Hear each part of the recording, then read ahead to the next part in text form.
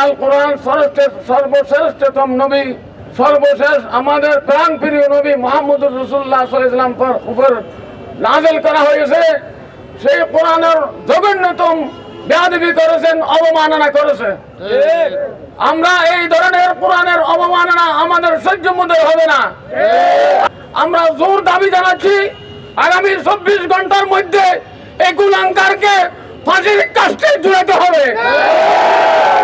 আমরা অন্যথায় আমরা সারা বাংলাদেশে ইনশাআল্লাহ আল্লামা মুহিবুল্লাহ বাবুনগরের নেতৃত্বে সারা বাংলাদেশে আমাদের এই কঠোর কর্মসূচি দেওয়া হবে, যে কর্মসূচিতে বাধ্য হয়ে সরকার পালাইতে বাধ্য হবে ইনশাআল্লাহ।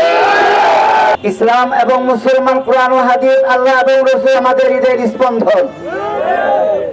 অপূর্ব ফল নর্থ সাউথ ইউনিভার্সিটির সেই কুলাঙ্গার কোরআনের মধ্যে আগুন দেওয়ার অর্থ হচ্ছে আমাদের হৃদয়ে আগুন দেওয়া।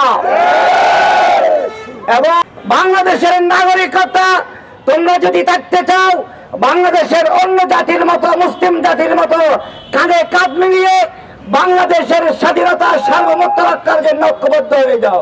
বসুন্ধরা টিস্যু, অশুদ্ধতার বিরুদ্ধে এক বিন্দুও ছাড় নয়। আগামী 24 ঘন্টার মধ্যে তাদেরকে ফাঁসির কাস্টে ঝুলাতে হবে। যদি না হয় আমরা আমির হেফাজত আল্লামা শাহ মুহিবুল্লাহ বাবুনগরের আহ্বানে আমরা এমন কর্মসূচি ডাক দেবো যে কর্মসূচির মাধ্যমে সারা বাংলাদেশে আগুন জ্বলিয়ে উঠবে ইনশাআল্লাহ। আমরা আরো বলতে চাই, আমাদের চট্টগ্রাম সহ সারা বাংলাদেশে আমরা হিন্দু, বৌদ্ধ, কিছু মুসলমান আমরা কাঁধে কাঁধ মিলে আছি।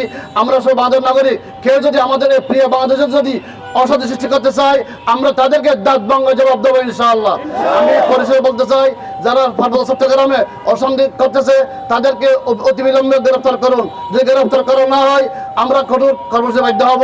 তথাকথিত সেই ছাত্র নামের কলঙ্ক অপূর্ব ফালকে চরম এবং দৃষ্টান্তমূলক শাস্তি নিশ্চিত করে যেন সমস্ত তৌহিদি জনতার হৃদয়ে আশা এবং আলোর দিশা দেয়, এটাই আমি শেষ নিবেদন জানিয়ে